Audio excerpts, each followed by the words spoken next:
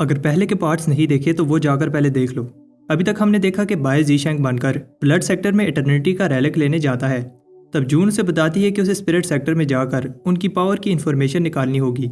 Song family कोशिश करेगी बातचीत से वार को रोक पाए, लेकिन वहाँ दोनों सेक्टर के बीच कोई एग्रीमेंट नहीं हो पाता। और ब्लड सेक्टर वापस आने के बाद पैट्रियार्क वुजी डिसाइड करता है कि वो वार करेंगे और सबको वार की तैयारी करने को कहता है। ज़ियांग को पता है कि अगर उसे अपने दोस्तों को प्रोटेक्ट करना है तो उसे स्ट्रॉन्ग बनना होगा, इसलिए वो दिन रात मेहनत करके फाउंडेशन एस्टेब्लिशमेंट की मिड स्टेज पर पहुंच जाता है। फिर वो जून से कहता है कि उसे अपोथेकेरी मास्टर बनना है, लेकिन किसी को शक ना हो कि उसे पहले से पिल रिफाइन करने आती है, इसलिए वो ऐसे दिखाता है कि वो पिल वाल को स्टडी कर रहा है। लेकिन फिर पिल वाल में उसे पिल सेक्टर की इनहेरिटेंस मिल जाती है। फिर वो एक एक करके सारे पैट्रियार्क्स के लिए पिल रिफाइन करता है और आखिर में कोल्डन फटने की वजह से आधी लेसर पीक डिस्ट्रॉय हो जाती है। लेसर पीक एल्डर बाय की जान लेना चाहता है, लेकिन फिर दूसरे एल्डर्स आकर फाइट रोकते हैं और वो भी बाय की साइड लेते हैं। लेकिन तब उन्हें पता चलता है कि बाय ने ग्रेड 5 पिल रिफाइन की है और इसे लेने के लिए आपस में लड़ने लगते हैं। तब पैट्रियार्क सोंग आकर बताता है ये पिल लेसर पीक की है और बताता है कि ब्लड बोन को समन करने के 1 महीने बाद ब्लड मास्टर ट्रायल होगा। अब आगे स्टोरी आगे बढ़ती है। जून ज़ीशैंग को बताती है वो ब्लड मास्टर ट्रायल की तैयारी के लिए क्लोज डोर कल्टीवेशन करने जा रही है। 3 दिन में सेक्टर अनचेंजिंग बोन को समन करेगा। अगर वार ना होती तो सेक्टर इस चीज़ को कभी भी समन ना करता। ब्लड बोन को समन करने का मतलब है कि पैट्रियार्क स्पिरिट सेक्टर के साथ वार करने का डिसाइड कर चुके हैं। 3 दिन बाद हानियन बताता है कि वो समनिंग रिचुअल का इंचार्ज है। हानियन सब डिसाइपल से कहता है उनके पास जितनी भी ब्लड की है रिचुअल के लिए अपनी बॉडी से बाहर निकालें। सारी पी के डिसाइपल्स अपनी की देते हैं, जिसकी हेल्प से ब्लड गेट को खोला जाता है। हानियन बताता है कि सिर्फ 9 चोजन डिसाइपल्स ही ब्लड अल्टर में मेडिटेट कर पाएंगे और सोंग, सूमे और शान को पिक करता है। आखिरी चोजन डिसाइपल ज़ीशैन होता है। ब्लड गेट पर पैट्रियार्क्स हैरान होते हैं ज़ीशैन कितना बड़ा हो गया है। सोंग अभी ही अपनी पनिशमेंट पूरी करके आया है। ज़ीशैन सोंग को तंग करने के लिए पूछता है तुम्हें पनिशमेंट क्यों मिली थी। बाय देखता है कि बाकी के 8 डिसाइपल्स भी उसी की तरह स्ट्रॉन्ग हैं, जिन पर पैट्रियार्क ट्रस्ट करते हैं। रिचुअल का पहला स्टेप 4 पीक की गार्डियन स्पिरिट को जगाना है। एक येलो रेड लाइट चारों तरफ फैल जाती है। हानियन बताता है आज सब ब्लड सेक्टर की लेगेसी की पावर को देखेंगे। बाय शौक होता है जब उसकी अनडाइंग पावर रिएक्ट करने लगती है और जो प्रेशर वो फील कर रहा है इतना एक नेसेंट सोल का पैट्रियार्क भी नहीं डाल पाता। तब अनचेंजिंग बोन सामने आती है और ये पहली पीक की गार्डियन स्पिरिट है। ये कोर पीक का ट्रेयर है और इसकी बॉडी पर्पल लाइटनिंग और डेड की से बनी है, जिसकी पावर एक नेसेंट सोल कल्टीवेटर जितनी है। डिसाइपल्स सोचते हैं ये डीमन इतना बड़ा क्यों है, क्योंकि पहले कभी ऐसा नहीं हुआ। फिर एक ब्लैक स्मोक नेमलेस पीक का पीक गार्डियन बन जाता है, जिसका नाम 1000 फेस डीमन है। इसके बाद मिडल पीक की ब्लड एंसेस्ट्रल सोर्ड सामने आती है और आखिर में नेमलेस पीक का टोटम क्लॉथ समन किया जाता है। ये चारों ब्लड सेक्टर की पीक के गार्डियन स्पिरिट हैं और इन सब की पावर नेसेंट सोल स्टेज जितनी है। चारों गार्डियंस के आने के बाद ब्लड सेक्टर की लेगेसी बाहर आती है। ये ब्लड स्ट्रीम का नाइट पपेट है। 9 पपेट सारे चोजन्स पर येलो लाइट फेंकता है और वो लोग कहीं टेलीपोर्ट हो जाते हैं। बाय सोचता है ये कौन सी जगह है, तब अचानक उस पर एक और बाय अटैक कर देता है। सिर्फ बाय ही नहीं, बाकी के चूजन भी अपनी जैसी स्पिरिट से लड़ रहे होते हैं। पैट्रियार्क सोचते हैं कि कौन पहले बाहर आएगा। उधर बाय अपनी जैसी स्पिरिट से लड़ रहा होता है। बाय हैरान होता है ये स्पिरिट भी सेम टेक्निक से फाइट कर रहा है, इस तरह तो इसे हराना इम्पॉसिबल होगा। तब बाय बताता है कि असली बाय ही अटैक करने से पहले डरता नहीं है और स्पिरिट का अटैक खाने के बाद अपना अटैक करता है। बाय पहला डिसेबल होता है जो बाहर आता है। पैट्रियार्क इंप्रेस होते हैं क्योंकि ज़ीशैन सूमे और सोंग से भी पहले इल्यूजन प्रिजन को तोड़ पाया। फिर कुछ समय बाद बाकी के डिसेबल्स भी बाहर आ जाते हैं और हानियन बताता है अभी जो उन्होंने देखा वो ब्लड सेक्टर की लेगेसी में से एक लेगेसी है। इसके बाद अगली स्टेज ब्लड सेक्रीफाइस है, जिसमें तुम सबको ब्लड की को रिफाइन करके अनचेंजिंग बोन को जगाना होगा। ऐसा करने पर बाकी के 3 गार्डियन स्पिरिट भी जाग जाएंगे और blood ice seal world open हो जाएगा। बाय सोचता है जो टेक्निक वो भी यूज करने जा रहे हैं इसमें वो अपनी बॉडी को एक टूल की तरह यूज करते हुए अपने अंदर ब्लड की को रिफाइन करेंगे। लेकिन बाय के पास अनडाइंग बॉडी है, जिसकी हेल्प से वो बाकी सबसे ज्यादा जल्दी ये काम कर पाएगा। लेकिन सूमे सबसे पहले ड्रॉप बना लेती है, जिसे पैट्रियार्क देखकर इंप्रेस होते हैं क्योंकि ये ड्रॉप बहुत प्योर है। लेकिन अभी भी ऐसे 8 ड्रॉप और चाहिए। तब हमें पता चलता है कि बाय ने अभी तक ड्रॉप क्यों नहीं बनाया। बाय सोचता है यहाँ ब्लड की बहुत ज्यादा है और वो इस चांस को वेस्ट न करते हुए अपनी कल्टीवेशन को बढ़ाने लगता है। तब बाय दिखता है सिर्फ वो ही नहीं, बाकी सब भी ऐसा कर रहे हैं। बाय सोचता है मेरे तक तो ठीक है क्योंकि मैं स्पिरिट सेक्टर का स्पाई हूँ, लेकिन ये लोग भी ऐसा करेंगे मैंने सोचा नहीं था। तब बाय सबसे ज्यादा की लेने लगता है। सोंग को ये देखकर गुस्सा आता है और उसे लगता है कि वो ज़ीशैन से भी ज्यादा की एब्जॉर्ब कर सकता है, लेकिन नहीं कर रहा। जीशैन सोंग से कहता है तुम्हें बस बड़ी बड़ी बातें करने आती हैं और सारी की एब्जॉर्ब करने लगता है। सोंग भी हार नहीं मानता। सुमे का फादर वूजी उससे पूछता है तुम क्यों की एब्जॉर्ब नहीं कर रही। सुमे एक्सप्लेन करती है कि वो फाइट नहीं करना चाहती। सुमे को लगता है अगर ये दोनों यहाँ पे थोड़ी सी की एब्जॉर्ब करके थोड़े स्ट्रॉन्ग बन भी जाएं तब भी ब्लड मास्टर ट्रायल में मेरे से नहीं जीत पाएंगे। वूजी दूसरे पैट्रियार्क से कहता है अगर ऐसे ही चलता रहा तो रिचुअल पूरा नहीं हो पाएगा। हानियान भी यही चाहता था कि वो थोड़ी सी ब्लड की लेकर अपनी कल्टीवेशन को बढ़ा पाएं, लेकिन जीशैन दूसरों से कई गुना ज्यादा की एब्जॉर्ब कर चुका है और इसने ड्रॉप बनाना भी बंद कर दिया है। जीशैंग और सोंग की वजह से बाकी सब की एब्जॉर्ब नहीं कर पा रहे। वूजी को बिलीव नहीं हो रहा कि ये दोनों कितने ढीठ हैं। पैट्रियार्क सोंग शांति से ये सब देख रहा होता है। तब बाई कहता है कि वो एक ही बार में अपना 5वां सैवेज गोस्ट कल्टीवेट कर लेगा। सब शौक हो जाते हैं। जो जीशैन ने थोड़ा सा ब्लड ड्रॉप बनाया था उसे भी एब्जॉर्ब कर लिया। सब कहते हैं कि जीशैन पागल हो गया है। और तब अनचेंजिंग बोन में कुछ होने लगता है अनचेंजिंग बोन को गुस्सा आ गया है और हानियान ऑर्डर देता है शाम होने से पहले सब अपना अपना ड्रॉप बना लेना वरना पनिशमेंट मिलेगी। तब शाम होने लगती है और सारे चूजन अपना अपना ब्लड ड्रॉप बनाकर अनचेंजिंग बोन को देते हैं, लेकिन बाय अभी तक अपने सैवेज गोस्ट को कल्टीवेट कर रहा था और अभी ही ब्लड ड्रॉप बनाना शुरू किया है। सब इसका वेट कर रहे होते हैं, लेकिन बाय घबरा रहा होता है क्योंकि अनचेंजिंग बोन को एक्टिवेट करने से वार स्टार्ट हो जाएगी और इससे उसके दोस्तों की जान खतरे में पड़ जाएगी। हानियान गुस्से में कहता है जल्दी करो। बाय को एक आइडिया आता है, लेकिन उसे नहीं पता कि यह काम करेगा या नहीं। बाय उस ब्लड ड्रॉप में अपना थोड़ा सा अनडाइंग ब्लड मिला देता है। बाय को लगता है कि किसी को भी पता नहीं चलेगा क्योंकि ब्लड सेक्टर के जायंट के पास भी यही पावर थी। बाय घबरा रहा होता है क्योंकि हानियान ब्लड को देख रहा है, लेकिन फिर हानियान उस ड्रॉप को अनचेंजिंग बोन में एब्जॉर्ब होने देता है। सब गार्डियन स्पिरिट के जागने का वेट कर रहे होते हैं, लेकिन तब कुछ गड़बड़ हो जाती है। लेकिन फिर अनचेंजिंग बोन शांत हो जाती है। बहुत सारी एनर्जी बाहर निकलती है। अनचेंजिंग बोन स्काई में गायब हो जाती है और बाय फिर से कहीं टेलीपोर्ट हो जाता है। इस स्पेस में कोई आवाज बाय को बुलाती है। तब एक एनर्जी इसके साथ आकर टकराती है। शान जीयांग से पूछता है क्या तुम ठीक हो। बाय को समझ आ जाती है सिर्फ वो ही था जिसने ये इल्यूजन देखा है। रिचुअल के खत्म होने के बाद पैट्रियार्क बताते हैं कि 1 महीने में ब्लड मास्टर ट्रायल होगा। बाय को समझ आ जाती है कि अब वो 1 महीने में इटर्निटी का रैलिक लेकर स्पिरिट सेक्टर वापस जा पाएगा। सबको लगता है कि सोंग अपनी सिस्टर को ट्रायल जीतने में हेल्प करेगा, लेकिन जून की राइवल सुमे अथली वेन फाउंडेशन एस्टेब्लिशमेंट की पीक पर है। सोंग जीशैंग से कहता है कल वो उसे आकर मिले। अगले दिन जीशैंग सोंग से उसके घर मिलने जाता है। सोंग बताता है कि अगर उसकी सिस्टर का ऑर्डर ना होता तो वो कभी भी जीशैंग को सोंग फैमिली की सीक्रेट बेस में ना जाने देता। अंदर उन्हें सोंग फैमिली के दूसरे मेंबर्स वेलकम करते हैं। सोंग बताता है कि उन्हें यहाँ ब्लड मास्टर ट्रायल की इंपॉर्टेंट इन्फॉर्मेशन देने के लिए यहाँ बुलाया गया है। समय बहुत कम है, इसलिए वो रूल्स बताने लगता है। ब्लड मास्टर ट्रायल के 3 राउंड होंगे। दोनों साइड के कैंडिडेट्स अपने साथ बहुत सारे गार्डियंस लेकर जा पाएंगे। सब गार्डियंस की एक ही ड्यूटी होगी कि वो अपने लीडर को ब्लड एंसेस्टर के हार्ट चैम्बर में जाने के लिए हेल्प करें और उन्हें दूसरे ग्रुप के साथ भी लड़ना होगा। जो भी लीडर पहले ब्लड क्रिस्टल लेगा ब्लड मास्टर ट्रायल जीत जाएगा।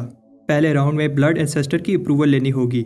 पहले जब भी ये ट्रायल हुआ इस स्टेप पर आधे गार्डियन पहले ही टेस्ट से बाहर हो जाते हैं और किसी की जान जाना भी आम सी बात है। सेकंड राउंड में सबको रिसोर्सेज के लिए लड़ना होगा और ये रिसोर्सेज उन्हें आखिरी तीसरे राउंड में हेल्प करेंगे। आखिरी राउंड में बचे हुए गार्डियंस को अपने लीडर की हेल्प करनी है ताकि वो ब्लड चैम्बर में जाकर ब्लड क्रिस्टल ले पाए। सोंग बताता है कि उसे इन्फॉर्मेशन मिली है कि सुमे लास्ट में जिस गार्डियन को पिक करेगी उसका नाम जाली है। सुना है ये फाइटर बहुत बहादुर है जिसके पास मिड लेवल फाउंडेशन एस्टेब्लिशमेंट है। सुमे के पास 2 और गार्डियन भी हैं, जानियान और वू। ये दोनों लेट स्टेज फाउंडेशन एस्टेब्लिशमेंट पर हैं। बाई कहता है ये बहुत डेंजरस लग रहे हैं, लेकिन उसने किसी और का भी नाम सुना था जो इनसे भी ज्यादा डेंजरस है। बाई सही सोच रहा था। फिर सोंग बताता है कि उन्हें जिससे बच कर रहना है उस बंदे का नाम किंग है। उधर वू और जानियान सुमे को बताते हैं कि उन्हें जून के गार्डियन जीशैन से बच कर रहना होगा क्योंकि उसकी पावर्स का सही से नहीं पता और साथ में सोंग से भी।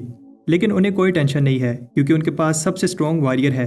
तब जाली को गुस्सा आता है क्योंकि वो सुमे से जीत नहीं पा रहा और एक पावरफुल अटैक करता है जो किंग इजीली ब्लॉक कर देता है। सोंग बताता है कि किंग 100 साल पहले फाउंडेशन एस्टेब्लिशमेंट स्टेज क्लियर कर चुका था, लेकिन उन्हें नहीं पता कि वो कोर फॉर्मेशन स्टेज में क्यों नहीं जा पा रहा। सोंग को लगता है कि किंग जब चाहे तब कोर फॉर्मेशन स्टेज में जा सकता है। बाय को भी यही लगता है कि किंग अपनी कल्टीवेशन छुपा रहा है। जाली कंट्रोल खोने पर माफी मांगता है, लेकिन फिर खुश होता है जब सुमे बताती है कि उसने उसे आखिरी गार्डियन चुना है।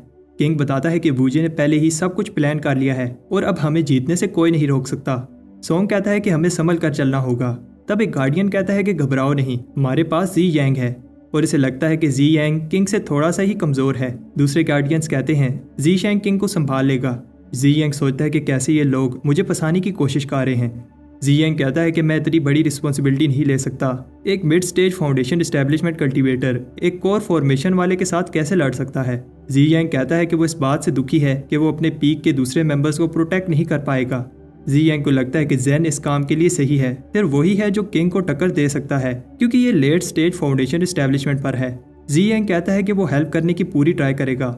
सुमे को बताया जाता है कि ब्लड एंसेस्टर हमेशा की नींद में सोए हैं, लेकिन फिर भी उनकी बॉडी के पास जाना इतना ईजी नहीं होगा। वो आदमी सुमे को ये मिशन पूरा करने के लिए एक पिल देता है। उधर बाय अपना 6वां सैवेज गोस्ट कल्टीवेट कर लेता है और वो खुश होता है कि वो एक ही महीने में ये कर पाया। जून क्लोज डोर कल्टीवेशन से बाहर आती है। जी यांग पूछता है कि क्या ब्लड मास्टर बनना इतना इंपॉर्टेंट है कि तुमने अपनी हेल्थ की केयर करना छोड़ दिया है। जून बताती है कि मिडल पीक पर कई सालों से सोंग फैमिली ही रूल कर रही है, पीढ़ी दर पीढ़ी। मिडल पीक में जितने भी ब्लड मास्टर आए सब सोंग फैमिली के थे, लेकिन इस बार किसी डील की वजह से सुमे को इस पोजीशन के लिए लड़ने का चांस दिया गया है। हेवनली पाथ फाउंडेशन एस्टेब्लिशमेंट की इन्फॉर्मेशन के बदले उन्हें यह चांस देना पड़ा, लेकिन सोंग हेवनली फाउंडेशन एस्टेब्लिशमेंट नहीं ले पाया। फिर सुमे ने अथली वेन फाउंडेशन एस्टेब्लिशमेंट कर ली थी, इसलिए सिर्फ जून ही है जो उसे हरा सकती है। जून जीशैन से कहती है कि वो इसकी हेल्प करे और प्रॉमिस करती है कि वो उसे ग्रैंड एल्डर की पोजीशन के लिए रिकमेंड करेगी और फिर वो बहुत कुछ कर पाएंगे जो वो पहले नहीं कर सकते थे। जीशैन कहता है कि तुम घबराओ नहीं, मैं तुम्हारी हेल्प करूंगा और बताता है कि मैं इसलिए ये नहीं कर रहा कि मुझे इससे कोई फायदा होगा, मैं ये सिर्फ तुम्हारे लिए कर रहा हूँ। अगले दिन सारे पार्टिसिपेंट्स ट्रायल के लिए रेडी होते हैं। सुमे बताती है कि ये ट्रायल मैं ही जीतूंगी और जून से कहती है कि ट्रायल में मरने से अच्छा है कि हार मान लो। जून कहती है कि वो आज उसका ये घमंड तोड़ देगी। सुमे बताती है कि जून के पास एक गार्डियन कम है। सोंग कहता है कि इससे फर्क नहीं पड़ता, हम ही जीतेंगे। तब सारे पैट्रियार्क्स आते हैं। वूजी बताता है कि सोंग फैमिली ने मिडल पीक पर बहुत कंट्रोल कर लिया है, अब चेंज की बारी है। पैट्रियार्क सोंग कहता है देखते हैं कौन जीतता है। आनियन कहता है कि अभी कंपटीशन शुरू ही नहीं हुआ और तुम लोग अभी से लड़ने लगे हो। आनियन देखता है कि जून के ग्रुप में एक बंदा कम है। वूजी बताता है कि कैसे कोई भी ब्लड मास्टर ट्रायल में अपनी जान सेक्रीफाइस नहीं करना चाहेगा। तब जी यांग आता है जिसने लेजेंडरी ब्लड वॉरियर रोब पहनी होती है। सब इसे देखकर इंप्रेस होते हैं क्योंकि ये रोब कोर फॉर्मेशन एक्सपर्ट का अटैक ब्लॉक कर सकती है। तब हमें दिखाया जाता है कि जाली को एक आदमी बताता है कि तुम्हारा ओपोनेंट जी यांग होगा और वो उसे एक आइटम देता है जो इसकी हेल्प करेगा। जाली उसे थैंक्स कहता है। हम देखते हैं कि वो आदमी पेट्रियार्क खान होता है। अब ट्रायल स्टार्ट होने वाला है, लेकिन जी यांग और सोंग लड़ रहे होते हैं। पैट्रियार्क इन्हें लड़ने से रोकते हैं क्योंकि ये ट्रायल बहुत सीरियस है। न सिर्फ ये दो बड़ी फैमिलीज के बीच कंपटीशन है, इससे सेक्टर का फ्यूचर भी अफेक्ट होगा। तब ब्लड मास्टर ट्रायल की शुरुआत होती है। एक पोर्टल ओपन होता है। जून जीशैंग को बताती है अंदर जाने के बाद ट्रायल का पहला राउंड स्टार्ट हो जाएगा। अंदर ना सिर्फ उन्हें दूसरे डिसाइपल से लड़ना होगा, साथ में अंदर बहुत सारे डेंजरस ब्लड बीस्ट भी होंगे। जून कहती है कि इस टेस्ट में मजा आने वाला है। सुमे कहती है कि हमारा एक ही गोल है, एनिमी को खत्म करना। दोनों चाहते हैं कि कोई भी किसी पर रहम न करे। सारे गार्डियंस अंदर भागते हैं और जून कहती है कि वो उन्हें सेकंड राउंड में मिलेगी। जी जैंग जून से कहता है तुम घबराओ नहीं, मैं सब संभाल लूंगा। बाय को याद आता है कि जून ने उसे कहा था ब्लड सेक्टर जायंट के हाथ पर बना है। सेक्टर की सारी टेक्निक्स सेक्टर के हाथ पर रिसर्च करने के बाद बनाई गई हैं, इसलिए वो जायंट हमारा ब्लड एंसेस्टर है। जायंट के हाथ की वेन्स में आगे बढ़ते हुए हार्ट वाली जगह पर जाकर ब्लड क्रिस्टल ले पाओगे। जिसके पास वो क्रिस्टल है इसका मतलब वो मिडिल पीक पर रूल कर सकता है, क्योंकि क्रिस्टल की हेल्प से तुम मिडिल पीक की सारी ब्लड की को कंट्रोल कर पाओगे। ब्लड ट्रायल के पहले राउंड में बाय सोचता है ये क्या हो रहा है, ब्लड ड्रॉप्स डिसाइपल्स को निगल रहे हैं। सोंग बताता है कि एक ब्लड ड्रॉप 2 गार्डियंस को ट्रायल ग्राउंड में टेलीपोर्ट करेगा और सुमे के सारे गार्डियंस अपने अपने ऑर्ब में जा चुके हैं। इस ब्लड ऑर्ब के पास जाने पर वो तुम्हें अंदर खींच लेगा, लेकिन सेकंड राउंड में जाने से पहले इस ऑर्ब के अंदर जो तुम्हारा ओपोनेंट होगा उसे हराना होगा। सोंग कहता है कि जल्दी से जाओ और सोंग फैमिली की नाक मत कटवाना। तब वो ऑर्ब सोंग को अंदर नहीं लेता। सब शौक होते हैं जब सारे ऑर्ब्स उन्हें छोड़कर जी शैन के गिर्द इकट्ठे होने लगते हैं। जी जैंग कहता है कि मुझे ऐसे क्यों देख रहे हो, मैंने कुछ नहीं किया, और फिर वो ऑर्ब जी जैंग को एंडलेस ब्लड वर्ल्ड में टेलीपोर्ट कर देता है। सोंग जिस विल माउंटेन की बात कर रहा था बाय उसे सेंस कर पा रहा है और ये विल जी शैन को अपने पास बुला रही है। उधर इसी वर्ल्ड में बाय के ओपोनेंट पर स्नेक अटैक करता है। ये सुमे का वॉरियर जाली होता है। जाली खुश होता है कि ब्लड ड्रॉप ने उसे विल माउंटेन के पास टेलीपोर्ट किया है। तब भूकंप आने लगता है और जाली एक बड़े से मोस्टर को देखकर शॉक होता है। जाली उस बीस्ट को जगाने के लिए माफी मांगता है। जाली को पता है कि एक फाउंडेशन एस्टेब्लिशमेंट पीक का कल्टीवेटर भी इस मोस्टर को हरा नहीं सकता। मोस्टर के शांत होने के बाद जाली सोचता है कि जब तक वहां जाने का कोई रास्ता नहीं मिल जाता तब तक जून का जो भी गार्डियन मेरे साथ टेलीपोर्ट हुआ है उसे निपटा लेता हूँ। तब एक मॉन्स्टर फिश जाली पर अटैक कर देती है। जाली को नहीं पता था कि यहाँ मॉन्स्टर भी हो सकते हैं। जाली उस बीस्ट को मार देता है और खुश होता है कि ये एक ही था, लेकिन तब और बहुत सारे ऐसे बीस्ट इसे घेर लेते हैं। अब जाली को लगने लगा है कि जून का गार्डियन जो उसके साथ टेलीपोर्ट हुआ है बीस्ट के हाथों मारा गया होगा। उधर बाय कह रहा होता है कि इधर इतनी खामोशी क्यों है, उसे एक भी ब्लड बीस्ट नजर नहीं आ रहा। बाय कहता है कि यहाँ के प्लांट्स बहुत खूबसूरत हैं। तब जाली जी जैंग को सेंस कर लेता है। जी जैंग जाली के अटैक को डॉज करता है और इसे समझ आ जाती है ये कोई late stage foundation establishment cultivator है। जी जैंग कहता है कि सामने आओ, लेकिन जाली इसे इंसल्ट समझता है कि एक mid level foundation establishment cultivator इसे ऑर्डर दे रहा है। जीशेन कहता है कि तुम कितने कायर हो, एक अपने से लो लेवल कल्टीवेटर पर भी छुप कर अटैक कर रहे हो। बहादुर जाली को गुस्सा आ जाता है क्योंकि जीशेन ने उसे कायर कहा है और सामने आकर जीशेन पर अटैक करता है। जीशेन कहता है कि तुम जैसे कायर पर बिजली गिर जानी चाहिए, और जाली पर सच में बिजली गिर जाती है। जीशेन को भी समझ नहीं आ रही कि ऐसे कैसे हुआ और फिर से इस चीज को ट्राई करता है और इस बार भी जाली पर बिजली गिर जाती है। जाली हार नहीं मानता और फिर से अटैक करने के लिए रेडी होता है। जीशेन फिर से बिजली को ऑर्डर देता है, जाली पर गिरो। जाली अपनी शील्ड से खुद को प्रोटेक्ट करता है और कहता है कि मुझे नहीं पता कि तुम कौन सी ट्रिक्स यूज कर रहे हो, लेकिन आज तुम्हें मेरे से कोई नहीं बचा सकता। लेकिन फिर उसकी शील्ड टूट जाती है और लाइटनिंग लगने से वो दूर गिर जाता है। जीशेन सोचता है कि क्या मेरी कल्टीवेशन इतनी ज्यादा हो गई है कि अब मैं ये डिसाइड कर सकता हूँ कि कौन जिएगा और कौन मरेगा।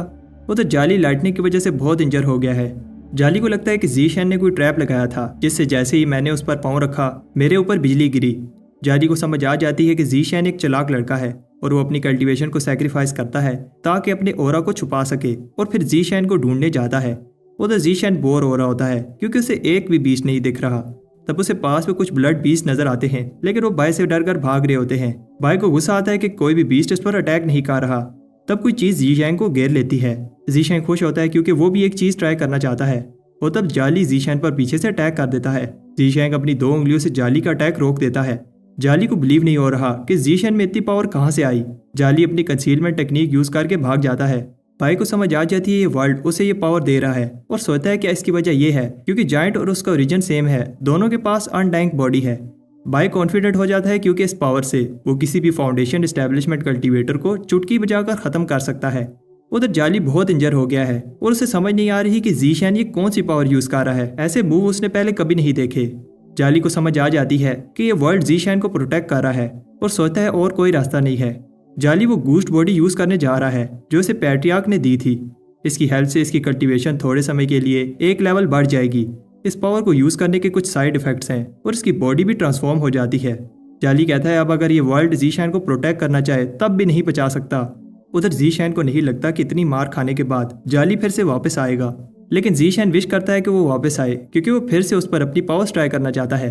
कुछ टाइम बाद जाली जीशेन पर अटैक करने आता है, लेकिन इससे पहले वो अटैक करता एक बड़ी सी लहर आकर इसे बहाकर ले जाती है। जाली सोचता है कि मैंने इतनी हार्ड ट्रेनिंग की और मेरी कल्टीवेशन भी जीशेन से ज्यादा है, ये वर्ल्ड फिर भी जीशेन का साथ दे रहा है।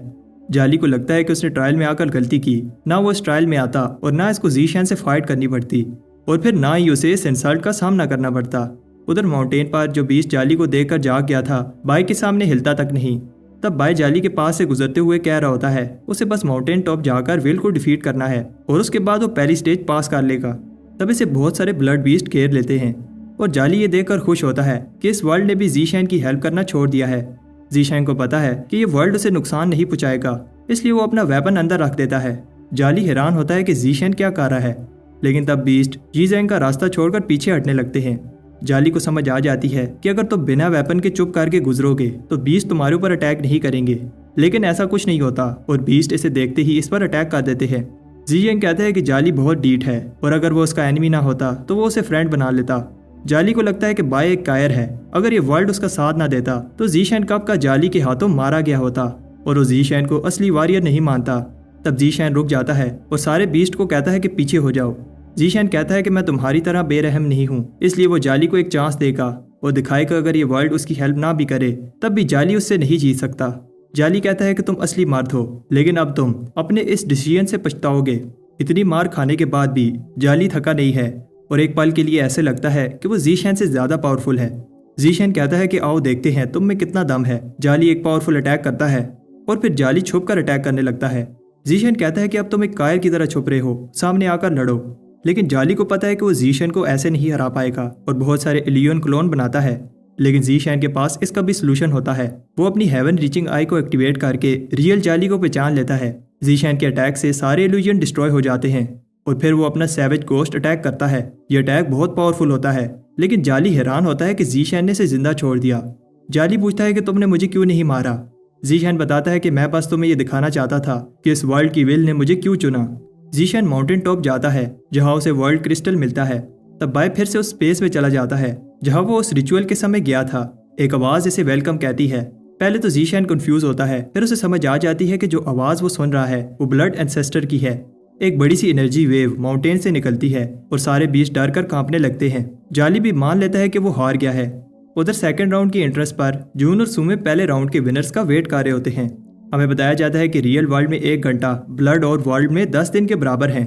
जून और सुमे को पता है कि उन्हें कम से कम रियल वर्ल्ड में 1 दिन वेट करना होगा, क्योंकि पहला राउंड क्लियर करना टफ है। अभी सिर्फ रियल वर्ल्ड में 2 ही घंटे गुजरे हैं और सुमे जून से कहती है कि तुम नर्वस लग रही हो। लेकिन तब वो दोनों ये देखकर हैरान होते हैं कि किसी ने इतनी जल्दी पहला राउंड क्लियर कर लिया है। ऐसा करना इम्पॉसिबल है, क्योंकि ब्लड वर्ल्ड और एक डेंजरस जगह है जहां ब्लड बीस्ट और एनिमी तुम्हें इतनी जल्दी राउंड क्लियर नहीं करने देंगे। वो दोनों जी शैन को देखकर शॉक होते हैं। सुमी ये देखकर हैरान होती है कि जी शैन को एक खरोच तक नहीं आई और उसने इतना जल्दी पहला राउंड क्लियर कर लिया।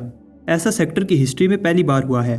जून उससे डिटेल मांगती है, लेकिन जी शैन कहता है कि उसका ओपोनेंट बहुत वीक था, इसलिए वो जल्दी से उसे हरा कर बाहर आ गया। जी शैन बताता है कि मैंने अपनी एनर्जी रिकवर करनी है, जब सेकंड राउंड स्टार्ट हो जाए तो मुझे बता देना।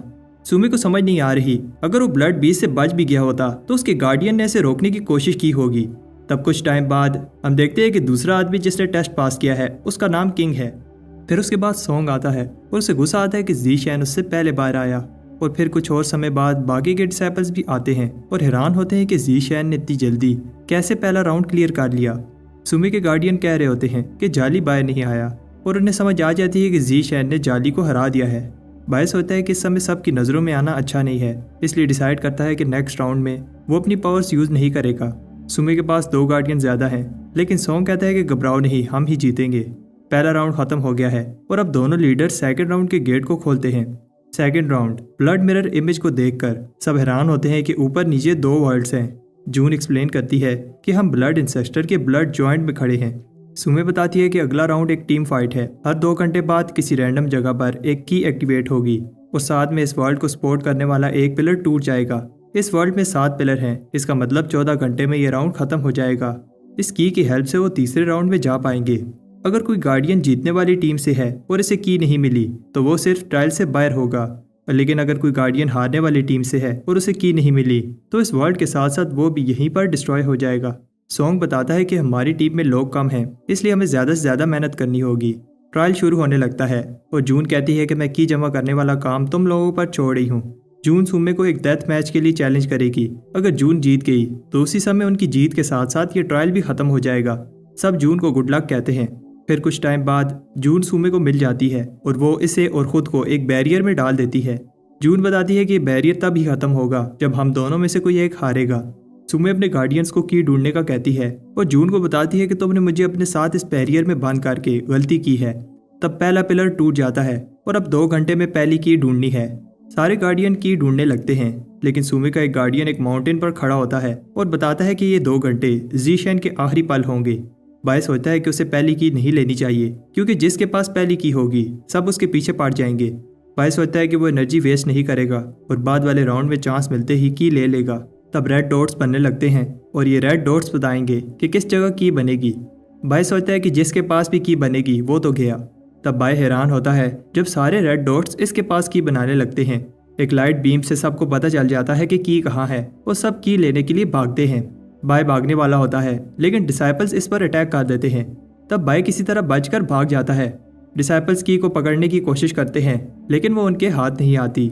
उधर बाय भाग रहा होता है, लेकिन सुमे का गार्डियन हुआ उस पर अटैक कर देता है। बाय को समझ नहीं आती कि हुआ की को छोड़कर मेरे पीछे क्यों लगा है।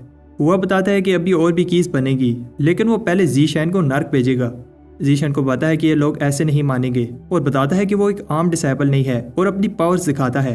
तब जी शैन देखता है कि की उसका पीछा कर रही है। सुमे का गार्डियन की लेने वाला होता है, लेकिन सॉन्ग इसे आकर रोकता है। सॉन्ग की को जून के दूसरे गार्डियन को देता है। जी शैन कहता है कि मैं इसे संभाल लूंगा, तुम की लेकर जाओ। तब दूसरा पिलर भी टूट जाता है। सॉन्ग सबसे कहता है कि दूसरी की ढूंढने जाओ। लेकिन सब हैरान होते हैं जब दूसरी की भी जीशैन के पास बनने लगती है। जीशैन की से बचकर भागता है और कहता है कि ये मेरा पीछा क्यों कर रही है, मैंने ब्लड मास्टर नहीं बनना। उधर जानियान जीशैन की पावर से इंप्रेस होता है कि जीशैन ने हुआ को इतनी इजीली हरा दिया, लेकिन उसे पता है कि जीशैन जितनी एनर्जी यूज कर रहा है अगली स्टेज में पहुंचने से पहले ही थक जाएगा। उसे लगता है कि जीशैन अब उनके लिए कोई खतरा नहीं है। किंग फिर भी उसे अलर्ट रहने का कहता है।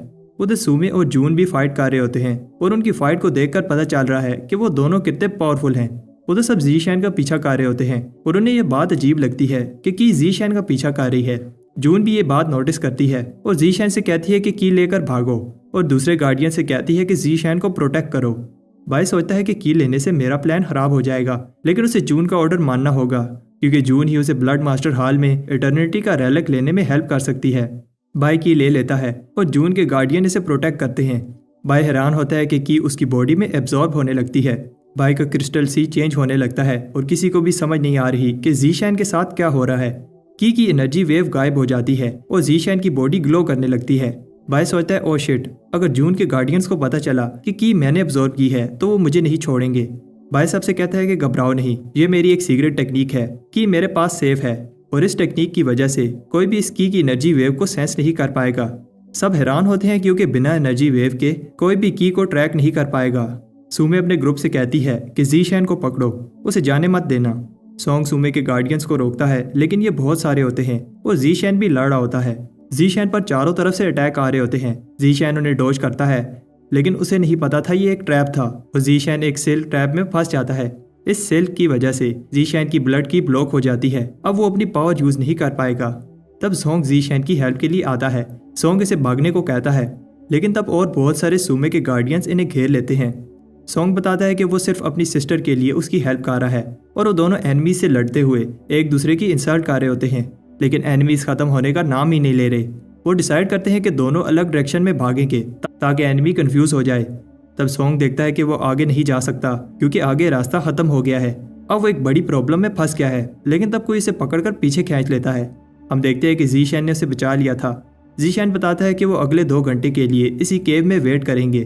तब कुछ टाइम बाद अगला पिलर भी टूट जाता है और एनिमीज फिर से उनका पीछा करने लगते हैं, लेकिन तब ग्राउंड 2 हिस्सों में बढ़ जाता है और एनिमीज सॉन्ग वाली साइड से आ रहे होते हैं। सॉन्ग जीशैन से कहता है कि तुम भागो, इन्हें मैं संभाल लूंगा। जीशैन ऐसे इसे छोड़कर नहीं जाना चाहता क्योंकि सुमे का सारा ग्रुप इधर ही आ रहा है। सॉन्ग उसे गुस्से में कहता है कि भागो। इससे पहले जीशैंग उसे कुछ कहता, सॉन्ग एक पावरफुल अटैक करके अपने पीछे सारा ग्राउंड डिस्ट्रॉय कर देता है, जिससे सारे एनिमीज नीचे गिर जाते हैं और सॉन्ग भी नीचे गिरने वाला होता है, लेकिन तब जीशैन इसे बचा लेता है। जीशैंग सॉन्ग को कहता है तुम गलत मत समझना, मैंने तुम्हें इसलिए बचाया क्योंकि तुमने मुझे सिल्क प्रिजन से बचाया था। तब तीसरा टावर भी टूटने लगता है और सॉन्ग बताता है कि सुमे के गार्डियन इस की को लेने के लिए पूरी कोशिश करेंगे क्योंकि उनके पास अभी तक एक भी की नहीं है। तब तीसरी की भी जीशैन के पास बनती है और एनिमीज को पता चल जाता है। सॉन्ग जीशैन से कहता है भागो। सुमे अपने सारे गार्डियंस को ऑर्डर देती है जीशैन को पकड़ो, इससे पहले वो अपनी टेक्निक से की को छुपा ले। जीशैन सॉन्ग से कहता है मैं ये वाली की लेकर इनका ध्यान भटकाता हूँ और जैसे ही दूसरी की सामने आए उसे ले लेना, लेकिन तब अगली की एनिमी पकड़ लेते हैं। सॉन्ग उस एनिमी से कहता है ये की सॉन्ग फैमिली की है, वापस करो।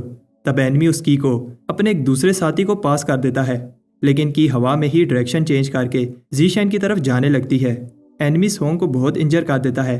उसे पता है कि अगर उन्होंने जीशैन को ना रोका तो उन्हें एक भी की नहीं मिलेगी। वो अपने टीममेट से कहता है मैं सॉन्ग को देखता हूँ, तुम लोग जाकर जीशैन को खत्म करो। सॉन्ग इसे अपनी इंसल्ट समझता है और कहता है तुम्हें क्या लगता है तुम मुझे रोक पाओगे। उधर की जीशैन के पीछे भाग रही होती है और एनिमीज इसे मारने के लिए इसके पीछे हाथ धोकर पड़े होते हैं। एनिमीज को लगता है कि जीशैन किसी ट्रिक की हेल्प से की को अपने पास बुला रहा है। वो उन्हें बताता है कि वो कोई ट्रिक यूज नहीं कर रहा, लेकिन वो उसकी बात पर बिलीव नहीं करते और इस पर एक के बाद एक अटैक करते हैं। तब एक अटैक से बड़ा सा पत्थर जीशैन पर गिर जाता है और सब समझते हैं कि जीशैन का खेल खत्म हो गया है, लेकिन जीशैन उस पत्थर को उठा लेता है। जीशैन कहता है कि अब बस बहुत हुआ। वो तंग आकर की को अपनी बॉडी में एब्जॉर्ब करने लगता है। सुमे देखती है कि तीसरी की एनर्जी वेव भी गायब हो गई है। जून जीशैन से इंप्रेस होती है क्योंकि 7 में से 2 की जीशैन के पास हैं। सुमे एक बार फिर अपनी टीम से कहती है कि सब मिलकर जीशैन पर अटैक करो। जून और सुमे फिर से लड़ने लगते हैं और उधर जीशैन भी सारे एनिमी से अकेले फाइट कर रहा होता है। जून बताती है कि तुम्हारे कमजोर गार्डियन जीशैन को कभी नहीं हरा पाएंगे। सुमे कहती है कि तुम्हें क्यों लगता है कि मेरे पास स्किल्ड गार्डियन नहीं है। उधर जीशैन भाग रहा होता है और तब एक रेड फॉग इसका रास्ता रोक लेती है। जीशेंग सोचता है उसे एनिमीज ने चारों तरफ से घेर लिया है और हर जगह से अटैक आ रहे हैं। जीशेंग नहीं चाहता कि वो अपनी पावर्स को दिखाए, इसलिए वो एक लो लेवल अटैक यूज करके वहां से भाग जाता है। सुमे के डिसाइपल्स को गुस्सा आता है कि जीशेंग फिर से बचकर भाग गया। तब वो आकर उनकी इंसल्ट करता है क्योंकि वो सब मिलकर भी एक low level foundation establishment cultivator को पकड़ नहीं पा रहे। उधर बाय को कुछ हो रहा होता है और वो बेहोश होने लगता है। तब वो बताता है कि जीशेंग ने जिस फॉग में सांस ली थी वो मेरी सोल विदरिंग इंसेंस है। इस पॉइजन से अब जीशेंग ज्यादा समय के लिए बच नहीं पाएगा। बाय को समझ नहीं आ रही कि उसके साथ क्या हो रहा है और बहुत सोचने के बाद उसे याद आता है कि आखिरी बार उसने उस स्मोक में सांस ली थी जिसने भी ये इतनी सारी पॉइजनस स्मोक बनाई थी। उसने जरूर कोई ट्रेयर यूज किया होगा। बाय को बहुत दर्द हो रहा होता है। तब वो उसे बताता है कि उसकी पॉइजनस स्मोक को इनहेल करने के बाद आज तक कोई भी जिंदा नहीं बच पाया और जीशेंग से कहता है कि अब वो भागना बंद कर दे। अभी के लिए बाय आवाज की हेल्प से अटैक को डॉज करता है। वो बताता है कि जल्द ही पॉइजन की वजह से उसकी सारी सेंसेस काम करना छोड़ देगी और एक बार ऐसा हुआ तो वो उसे दर्दनाक मौत देगा। बाय सोचता है अगर वो अपनी 7वीं गूस्ट बॉडी को बना ले तो वो बिना स्पिरिट सेक्टर की टेक्निक यूज किए बच पाएगा। अभी के लिए बाय आवाज की हेल्प से अटैक डॉज करता है लेकिन ज्यादा समय के लिए नहीं कर पाएगा और उसे जल्द ही पॉइजन का एंटीडोट बनाना होगा। तब वो जीशेंग से इम्प्रेस होता है कि वो अभी भी हिल पा रहा है और जीशेंग को बताता है कि इस इंसेस का कोई एंटीडोट नहीं है और अब जीशेंग को मरने से कोई नहीं रोक सकता। जीशेंग बताता है कि ऐसा कोई पॉइजन नहीं होता जिसका एंटीडोट ना हो और जीशेंग कॉन्फिडेंट है कि वो एंटीडोट बना लेगा क्योंकि वो एक एपोथेकेरी मास्टर है। वो इस पर अटैक करता है लेकिन एक अरे इसका अटैक रोक देती है। तब हमें पता चलता है कि बाय ने पहले से ही अपने पास बहुत सारी अरे सेट कर दी थी। वो इम्प्रेस होता है कि जीशेंग इस सिचुएशन में भी इतना दिमाग चला रहा है लेकिन कहता है कि इन ट्रिक से वो कुछ और समय के लिए जी पाएगा, इससे ज्यादा और कुछ नहीं। वो इस अरे को तोड़ने लगता है लेकिन वो ये देखकर शौक होता है कि अरे में पॉइजन को रोकने की पावर है। वो सोचता है कि उसे जीशेंग को जल्दी से खत्म करना होगा लेकिन जीशेंग ने बहुत सारी अरे बनाई होती हैं। जीशेंग इन अरे की हेल्प से वो के पॉइजन का एंटीडोट बनाने की कोशिश कर रहा है। वो हंसता है कि जीशेंग के पास यहाँ कोई पिल फर्नेस नहीं है जिसमें वो पिल बना पाए, लेकिन जीशेंग कहता है कि पिल बनाने के लिए जरूरी नहीं है कि फर्नेस हो। जीशेंग पिल वाल वाली टेक्निक से अपनी बॉडी को फर्नेस की तरह यूज करके अपने अंदर पिल रिफाइन करता है। वो सोचता है कि ये कितना डेंजरस है, जैसे पिल फर्नेस फटते हैं इससे इसकी बॉडी भी फट सकती है। वो इसे पिल रिफाइन करने से रोकता है और जीशेंग इसकी इंसल्ट करता है कि वो अपनी पूरी पावर से लड़ रहा है लेकिन एक अंधे आदमी को नहीं हरा पा रहा। वो सिल्क थ्रेड से जीशेंग को पकड़ लेता है। जीशेंग उसे कायर कहता है और उसे कहता है कि क्या तुम्हारे अंदर इतना ही दम है। वो कहता है कि अगर तुम्हें मरने की इतनी जल्दी है। तब जीशेंग भी पिल बना लेता है। जीशेंग यही चाहता था कि वो अटैक करे क्योंकि वो के अटैक की हीट से वो पिल को सही से रिफाइन कर पाया। जीशेंग अब ठीक हो गया है और गूस्ट मूव यूज करता है। वो कहता है कि तुम लेसर मार्शल पीक की इस बॉडी रिफाइनिंग टेक्निक से मुझे हरा नहीं पाओगे। वो अपनी सिल्क थ्रेड से जीशेंग के अटैक को डॉज करता है। इतना ही नहीं, वो अपनी सिल्क की हेल्प से जीशेंग के ऊपर बहुत सारे पत्थर फेंक कर उसे दबा देता है। तब एक और टावर डिस्ट्रॉय हो जाता है जिसका मतलब है कि एक और की सामने आने वाली है। उधर फिर से की जीशेंग के पास बनती है और इसकी वेव को सेंस करके सारे डिसाइपल्स की लेने के लिए भागते हैं, लेकिन ये की भी बाय की बॉडी में एब्जॉर्ब हो जाती है। बाय की बॉडी में एक एनर्जी फ्लो होने लगती है और बाय पत्थरों को तोड़कर बाहर आ जाता है। इस एनर्जी की वजह से सैवेज गोस्ट का अटैक और भी पावरफुल हो जाता है जिससे वो पीछे होने लगता है, लेकिन वो बचकर भाग जाता है जब सुमे का एक और गार्डियन पीछे से जीशेंग पर अटैक करता है। ये जानियान होता है। जानियान अपनी पूरी पावर से बहुत सारे टॉर्नेडोस को समन करता है ताकि जीशेंग को जिंदा मिट्टी में दबा पाए, लेकिन तब जानियान का अटैक खत्म होने लगता है और जीशेंग नीचे से निकलकर जानियान पर अटैक करता है। जानियान कहता है कि जीशेंग अपनी पावर को छुपा रहा था, अगर उसके पास ये आर्टिफैक्ट ना होता तो वो इस अटैक से मर गया होता।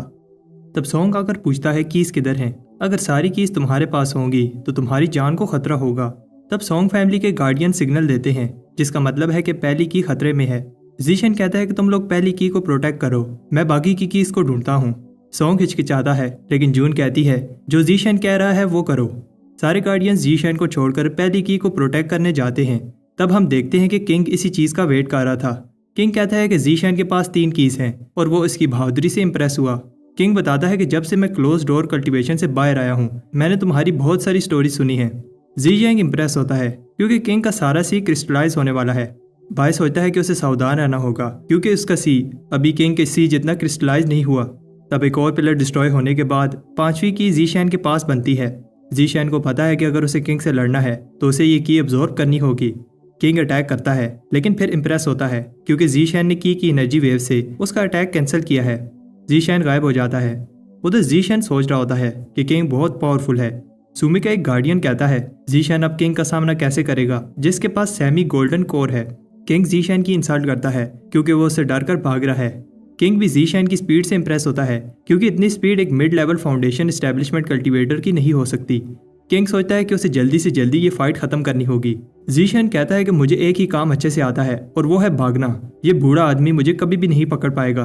किंग उसके पीछे ही होता है और जीशन कहता है कि अब टाइम आ गया है और फिर एक और पिलर टूट जाता है। जीशन बिना टाइम वेस्ट किए की को पकड़कर एब्जॉर्ब कर लेता है। इसकी बॉडी पावर से भर जाती है और जीशन अपना नोवा गोस्ट कल्टीवेट कर लेता है।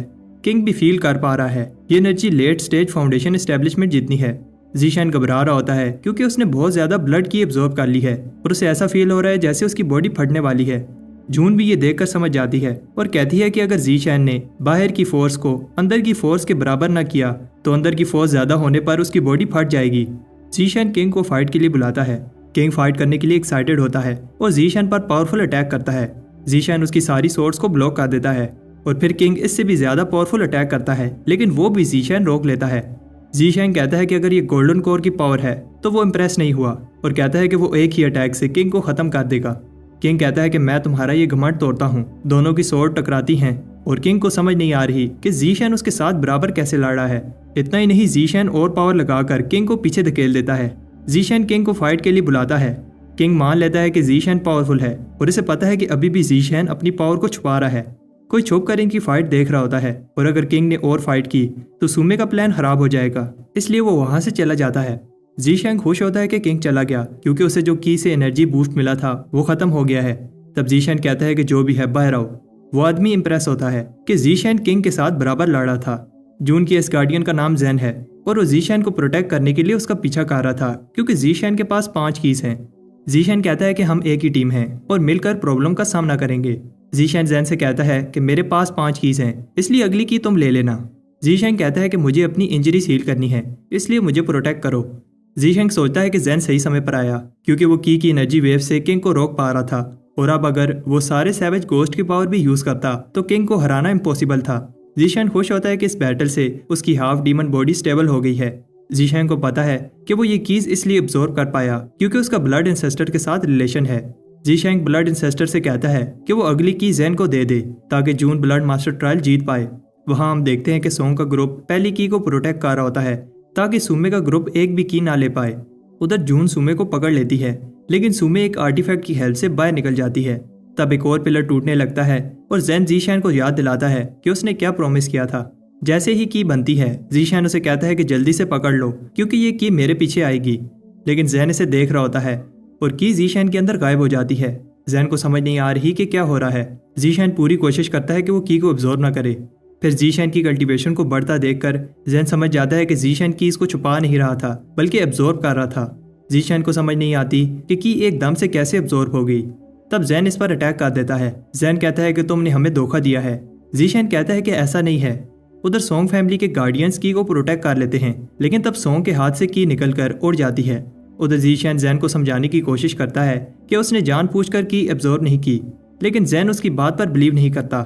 जीशैन कहता है कि अगर तुम मेरी बात नहीं सुनना चाहते तो मैं कुछ नहीं कर सकता। जीशैन अपनी पावर को समन करता है।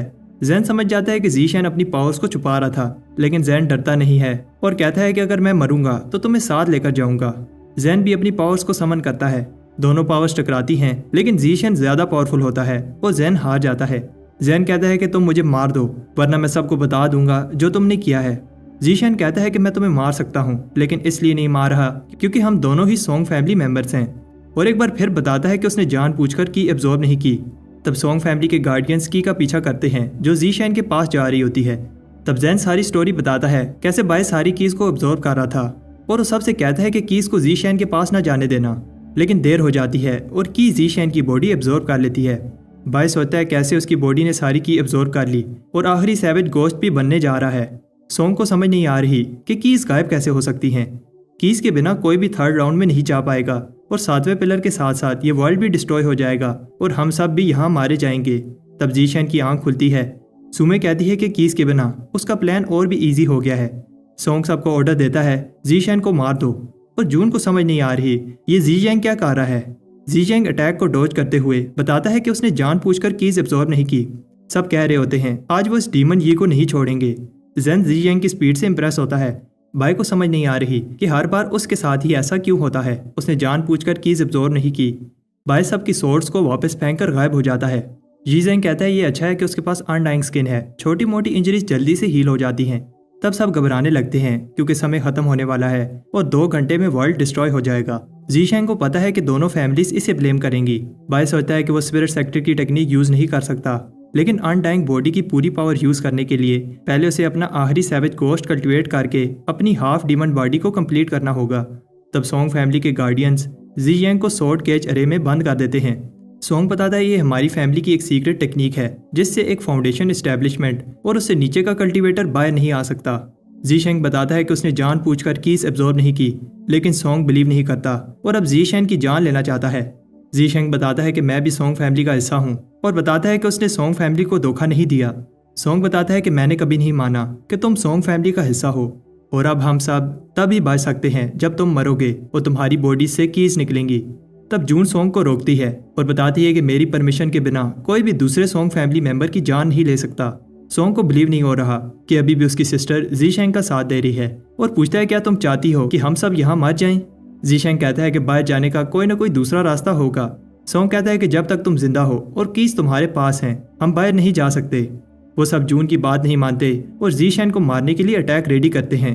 वो सब मिलकर एक बड़ा सा अटैक बनाते हैं जिसके प्रेशर से जीशेंग घुटनों पर आ जाता है। सोंग एक पावरफुल ड्रैगन से अटैक करता है जो सबकी पावर से मिलकर बना है। उधर जून सुमे से लड़ रही होती है और जीशेंग की हेल्प नहीं कर पाती। जीशेंग कहता है मैं ये बता कर थक गया हूँ कि ये मेरी गलती नहीं है, लेकिन अब मैं रहम नहीं करूंगा और उनकी सारी की एब्जॉर्ब करके आखिरी सैवेज गोस्ट कल्टीवेट करने लगता है। उधर सुमे जून पर भारी पड़ने लगती है। ऐसा इसलिए क्योंकि जून फाइट पर ध्यान देने की जगह जीशेंग का सोच रही है। सुमे बताती है कि जीशेंग की बॉडी में कुछ है और जून से कहती है कि तुम्हें भी ये बात पता है, अगर जल्द ही जीशेंग को ना रोका तो हम सब इधर मर जाएंगे। तब जून बैरियर को खोल देती है। उधर जीशेंग भी बड़ी मुश्किल से अटैक को रोकता है। सोंग हैरान होता है कि जीशेंग अभी भी ढीठ की तरह अटैक रोक रहा है और उस पर और प्रेशर डालता है। जीशेंग सबको थैंक्स कहता है क्योंकि उसने 10 गोस्ट कल्टीवेट कर लिए हैं। जीशेंग अपनी 10 गोस्ट हेवनली बॉडी को एक्टिवेट करता है। तब स्मोक हटने के बाद जीशेंग की बॉडी ट्रांसफॉर्म हो जाती है। सोंग फिर से वही अटैक करता है, लेकिन जीशेंग अपनी डीमन बॉडी से अटैक रोक देता है। सब जीशेंग की पावर को देखकर घबरा रहे होते हैं और सोचते हैं कि आखिर जीशेंग ने कितनी पावर छुपा रखी है। सोंग को बिलीव नहीं होता कि जीशेंग ने उसकी ओरिजिन ब्लड सोर्ड को तोड़ दिया। जून सबसे कहती है अगर किसी ने फाइट की तो उसे पनिशमेंट मिलेगी, लेकिन सोंग अभी भी जीशेंग को मारना चाहता है और सुमे भी अपने गार्डियन से कहती है जीशेंग पर अटैक करो। जीशेंग उन्हें बताता है कि अब वो उन पर रहम नहीं करेगा। सारे एनिमी की लेने के लिए उसका पीछा करते रहे, तब तो कोई उसकी हेल्प के लिए नहीं आया और जीशेंग ने बार बार बता चुका है कि उसने जानबूझकर कीज को एब्जॉर्ब नहीं किया। वर्ल्ड डिस्ट्रॉय होने वाला है और वो कोई दूसरा रास्ता ढूंढने की जगह उसकी जान लेना चाहते हैं। जीशेंग कहता है कि जिसमें दम है आकर कीज ले लो। सुमे देखती है कि जीशेंग बाई की तरह फाइट कर रहा है। जीशेंग किसी पर भी रहम नहीं करता और सबको मारने लगता है। तब 2 घंटे पूरे हो जाते हैं और अब वर्ल्ड डिस्ट्रॉय होने लगता है। ग्रेविटी भी खत्म होने लगती है और सबको समझ आ जाती है कि अब उनका अंत पास है। तब जैन मरने से पहले जीशेंग से बदला लेना चाहता है, लेकिन उसकी बॉडी स्टोन की बनने लगती है। जून देखती है कि एक एक करके सारे गार्डियंस ऐसे ही मरने लगते हैं। सुमे बताती है कि ये सब जीशेंग की गलती है क्योंकि उसने सारी कीज एब्जॉर्ब की हैं। अब सुमे एस्केप टोकन की हेल्प से अपने टॉप गार्डियंस को लेकर बाहर निकल जाएगी और अब इसे ब्लड मास्टर बनने से कोई नहीं रोक सकता। जून बताती है ये रूल्स के अगेंस्ट है, कोई भी ब्लड मास्टर टोकन की कॉपीज नहीं बना सकता। सुमे कहती है कि एक बार वो ब्लड मास्टर बन गई तो किसको फर्क पड़ेगा अगर उसने एक छोटा सा रूल तोड़ दिया। सुमे चीटिंग करके अपने टॉप गार्डियन के साथ बाहर जाने लगती है। ये टोकन इसे डायरेक्टली हार्ट चैम्बर में तो नहीं लेकर जाएगा, लेकिन वो ब्लड रोड तक टेलीपोर्ट हो जाएगी। सोंग को सुमे पर गुस्सा आता है, लेकिन वो भी स्टोन बनने लगता है। जून अपने भाई को ऐसे देखकर दुखी होती है और अब वो ब्लड मास्टर ट्रायल हार गई है। जीशेंग कहता है कि ऐसा नहीं है। जून बताती है कि सुमे का ग्रुप चीटिंग करके अगले राउंड में चला गया है। जून कहती है कि अब वो अपनी फैमिली को क्या मुंह दिखाएगी और डिसाइड करती है कि वो भी यहीं पर मर जाएगी। जीशेंग की बॉडी भी स्टोन बनने लगती है और वो जून से कहता है कि ब्लड मास्टर बनना तुम्हारा सपना है, वो इतने आगे आकर हार नहीं मान सकती। जीशेंग कहता है कि अगर तुम मेरी वजह से ब्लड मास्टर ना बन पाई तो मैं खुद को माफ नहीं कर पाऊंगा और जून को उसी पोर्टल में जाने का कहता है जिसमें सुमे गई है। जीशेंग की बॉडी भी स्टोन बनने लगती है और वर्ल्ड भी डिस्ट्रॉय हो जाता है। उधर ब्लड रोड पर सुमे का ग्रुप भाग रहा होता है और फिर जून भी बाहर आ जाती है। सुमे इंप्रेस होती है क्योंकि जून अपनी हाई कल्टीवेशन की वजह से बच गई। लेकिन फिर अपने गार्डियन से कहती है इसका खेल खत्म कर दो। गार्डियन सुमे से कहते हैं अगर वो इसे हरा ना भी पाए तब भी वो जून को इतनी देर रोक लेंगे जब तक सुमे ब्लड क्रिस्टल नहीं ले लेती। सब मिलकर जून पर अटैक करते हैं। जून इनके अटैक को ब्लॉक करती है, लेकिन वो लोग नंबर में बहुत ज़्यादा होते हैं और जून को पकड़ लेते हैं। किंग कहता है कि वो जून को आसान मौत देगा, लेकिन उसका अटैक जीशैन रोक लेता है जो पता नहीं कहाँ से आया है। जीशैन को देखने के बाद जून को अपनी आंखों पर बिलीव नहीं होता। जीशैन कहता है कि अभी बातों का समय नहीं है, तुम आगे जाओ, मैं इन्हें देख लेता हूँ। किंग कहता है कि कोई भी कहीं नहीं जा रहा। सब एक साथ अटैक करते हैं। जीशैंग अपनी गोस्ट बॉडी से उन्हें रोकता है। किंग कहता है कि पहले तुम बच गए थे क्योंकि सुमे का प्लान खराब हो जाता, लेकिन अब तुम्हें मरने से कोई नहीं बचा सकता। तब दोनों लड़ने लगते हैं। किंग नोटिस करता है कि कीज को अब्जॉर्ब करने के बाद जीशैन की पावर बढ़ गई है, लेकिन किंग अभी भी जीशैन पर भारी पड़ रहा होता है। जीशैंग भी हार नहीं मानता और किंग को पीछे धकेल देता है। तब किंग की सोर्ड जीशैंग के शोल्डर में घुस जाती है, लेकिन ये जीशैंग का प्लान होता है। उसका अटैक खाने के बाद जीशैंग अनडाइंग बॉडी की पावर से किंग का हाथ तोड़ देता है। किंग को समझ आ जाती है कि जीशैन में कुछ तो अजीब है। किंग सबसे कहता है सब मिलकर एक साथ जीशैन पर अटैक करो। जीशैंग सोचता है कि वो अपनी अनडाइंग पावर को यूज करने के बाद भी मुश्किल से इनका अटैक ब्लॉक कर रहा था, लेकिन अब उसके एनिमीज एक साथ ट्रेयर्स की हेल्प से उस पर अटैक कर रहे हैं। तब सब बहुत सारी स्पिरिट डिफाइंड सोर्स को देखकर शॉक होते हैं और जीशैंग आखिरकार अपनी हेवन रीचिंग पर्पल की टेक्निक यूज करता है। वू को समझ आ जाती है कि ये आदमी जीशैंग नहीं है, लेकिन देर हो जाती है और बाय उसे डिस्ट्रॉय कर देता है, लेकिन उन्हें अभी भी समझ नहीं आ रही कि ये कौन है। तब बाय अपना की कॉल्ड्रन समन करता है और किंग को समझ आ जाती है कि ये स्पिरिट स्ट्रीम की टेक्निक है। किंग उस पर अटैक करता है, लेकिन बाय एक हाथ से इसे रोकता है और दूसरे हाथ से जानियान पर अटैक करके उसे हरा देता है।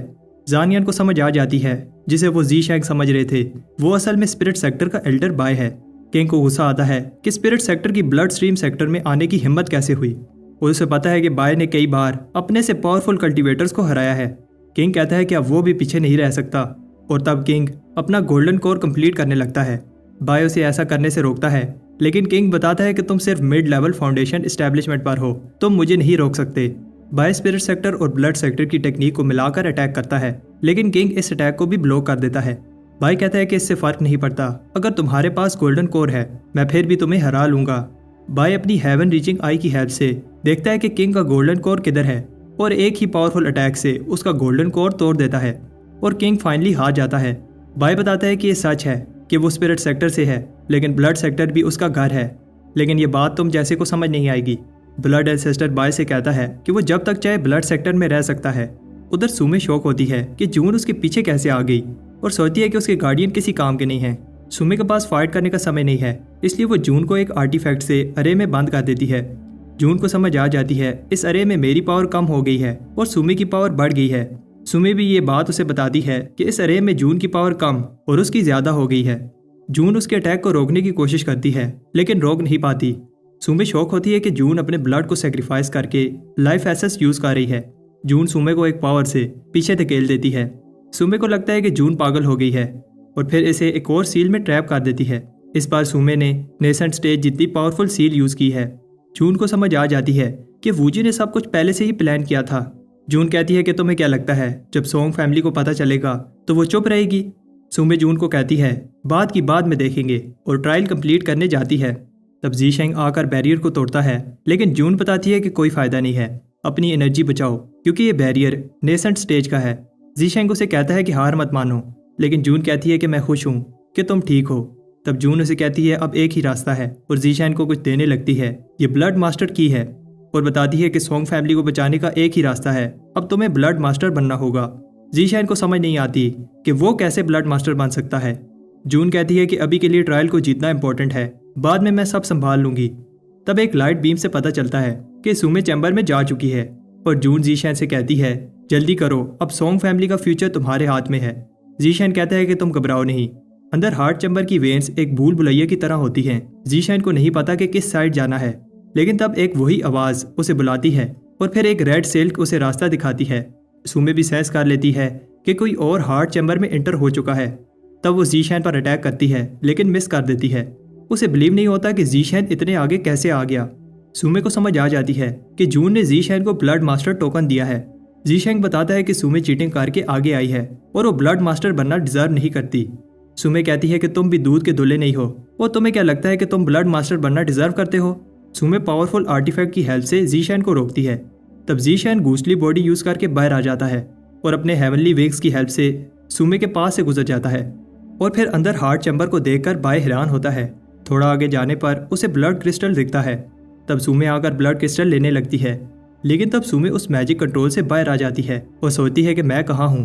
तब वो अपने गोल्डन क्रिस्टल से जीशैन का अटैक रोकती है। तब क्रिस्टल गिर जाता है और दोनों लड़ने लगते हैं। सुमे एक पावरफुल अटैक रेडी करती है, लेकिन तब बाय इस अटैक को पहचान लेता है।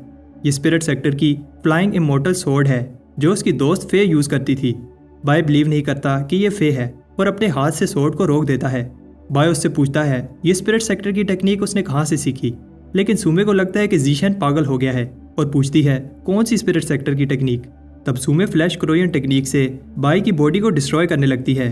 जीशैन को समझ आ जाती है कि ये फे नहीं हो सकती, क्योंकि फे कभी भी अपने एनिमी पर भी इतना घटिया अटैक यूज नहीं करेगी। तब सुमे देखती है कि जीशैन ब्लड क्रिस्टल लेने लगा है। सुमे का गोल्डन क्रिस्टल इसे ऑर्डर देता है कि जीशैन को खत्म कर दो। सुमे गोल्डन क्रिस्टल की हेल्प से जीशैन को पीछे खींचने लगती है। जीशैन भी अपनी पावर यूज करता है, लेकिन सुमे अपना सीक्रेट मूव यूज करने लगती है जो उसने अभी तक यूज नहीं किया था। जीशैन देखता है कि इस हाथ की पावर सुप्रीम ब्लड सोर्स से भी ज्यादा है। इससे पहले सुमे अपनी टेक्निक यूज करती, जीशैन अपनी हेवनली विंग की हेल्प से सुमे के पास जाकर थ्रोट लॉक मूव यूज करता है। सुमे इस अटैक को पहचानती है और फिर सुमे का मास्क टूट जाता है। बाय पहचान लेता है ये फे है और अपने अटैक को रोकने के लिए अपने हाथ को तोड़ देता है, लेकिन फे का अटैक जीशैन को लग जाता है और इसका हार्ट डिस्ट्रॉय हो जाता है। फे जीशैन को पकड़ लेती है और सोचती है कि ये सब कैसे हो गया। जीशैन अपनी दोस्त को बताता है कि उसने मास्क पहन रखा है। फे रोने लगती है और कहती है कि मुझे पहले क्यों नहीं पता चला कि तुम मेरे बाय हो। बाय कहता है कि इसमें तुम्हारी गलती नहीं है और अब मैंने देख लिया है कि तुम ठीक हो, तो मुझे और कुछ नहीं चाहिए। बाय कहता है तुम रोती हुई अच्छी नहीं लगती और फिर मरने लगता है। फे उसे ऐसे मरने नहीं देना चाहती और उस पर एक एबिलिटी यूज करती है।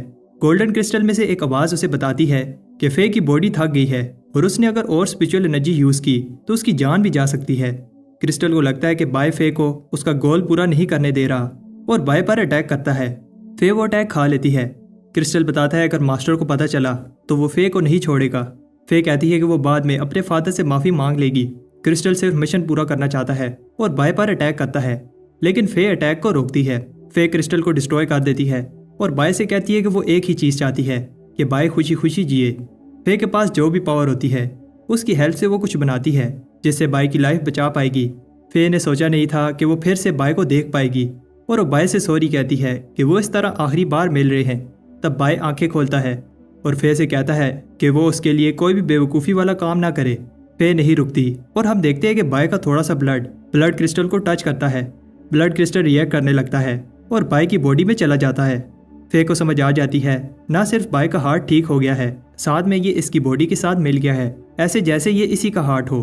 तब बाय आंखें खोलता है और फे को पास बुलाता है, लेकिन फिर कोई फोर्स इसे खींचने लगती है। बाय बताता है कि ब्लड एंसेस्टर उसे बुला रहे हैं और फे से कहता है कि वो उसका वेट करे। बाय के जाने के बाद फे सोचती है कि वो जितना बाय के पास रहेगी बाय उतनी ही प्रॉब्लम में पड़ जाएगा। तब फे अपने मार्क को टच करके अपनी सारी मेमोरी सील कर देती है। उधर बाय सोच रहा होता है कि वो फे को ज़्यादा वेट नहीं करवाना चाहता। तब एक आवाज़ बाय को कंग्रेचुलेशन कहती है कि उसे जो चाहिए था मिल गया है। तब हमें दिखाया जाता है कि सेकंड राउंड में क्या हुआ था। बाय कहता है कि वो ऐसे नहीं मार सकता और वो नहीं चाहता कि और कोई भी मरे। तब उसी समय ब्लड एंसेस्टर ने उसकी आवाज़ सुन ली थी और उसे बचा लिया था और अब बाय वही चीज़ फील कर रहा है जब वो पहली बार ब्लड सेक्टर में आया था। ट्रायल के बाय डिसेबल शॉक होते हैं क्योंकि उनकी कल्टीवेशन रुक गई है और उनकी ब्लड की उनकी बॉडी से निकलने लगती है। पैट्रियार्क्स बताते हैं कि जो भी ट्रायल को जीतता है उसका फेस ट्रायल खत्म होने के बाद सामने आता है, लेकिन पहले कभी इतना बड़ा ब्लड क्लाउड नहीं बना। तब सॉन्ग पोर्टल से बाहर आता है। उसे आखिरी पल जो याद था तब वो स्टोन बन गया था। पैट्रियार्क जानना चाहते हैं कि ट्रायल कौन जीता। सॉन्ग को याद आता है कि सुमे ने उन्हें हरा दिया था। तब जून बाहर आती है और अपने भाई को जिंदा देखकर इमोशनल हो जाती है। सॉन्ग पूछता है कि कौन जीता। वूजी कहता है कि अगर जून नहीं जीती इसका मतलब सुमे जीत गई है, लेकिन तब सुमे भी बाहर आ जाती है और होश में नहीं होती। किसी को भी समझ नहीं आ रही कि अगर दोनों ब्लड मास्टर कैंडिडेट हार गए हैं तो फिर ब्लड क्रिस्टल किसने लिया है। जून को समझ आ जाती है कि ब्लड मास्टर कौन है, लेकिन तब कुछ होने लगता है। सारे डिसाइपर इसके प्रेशर से घुटनों पर आ जाते हैं। पैट्रियार्क्स बताते हैं कि ब्लड क्रिस्टल मिडल पीक की इनहेरिटेंस है और ये जो प्रेशर वो फील कर रहे हैं एक ब्लड मास्टर का है। तब सब जीशैंग का फेस देखकर शॉक होते हैं। उधर बाय एंसेस्टर को हेल्प करने के लिए थैंक्स कहता है। बाय जानना चाहता है कि उसका ब्लड एंसेस्टर के साथ क्या रिलेशन है और तब ब्लड एंसेस्टर कहता है अब वो उसके साथ अपनी आखिरी मेमोरी शेयर करेगा। बाय देखता है ये अनडाइंग पावर का पहला स्क्रॉल है जो वो सीख चुका है, लेकिन इसमें कुछ चीज़ें डिफरेंट हैं। फिर सेकंड स्क्रॉल सामने आता है, ये सेम ही है, लेकिन तब एंसेस्टर बाय को अनडाइंग पावर का तीसरा स्क्रॉल अनडाइंग टेंडन दिखाता है। इसे प्रैक्टिस करने के बाद इसके मसल्स भी खुद ही हील हो जाएंगे और हर मसल को ट्रेन करने पर लाइफ 10 साल इंक्रीज हो जाएगी। चौथा स्क्रॉल भी सामने आता है, अनडाइंग बोन, जिसे प्रैक्टिस करने पर इसकी बॉडी और स्ट्रॉन्ग हो जाएगी। इसके बाद आखिरी स्क्रॉल जो कि अल्टीमेट टेक्निक है, अनडाइंग ब्लड। अनडाइंग स्किन बायर की बॉडी को प्रोटेक्ट करेगी। अनडाइंग फ्लैश इंजर होने के बाद हील हो जाएगा।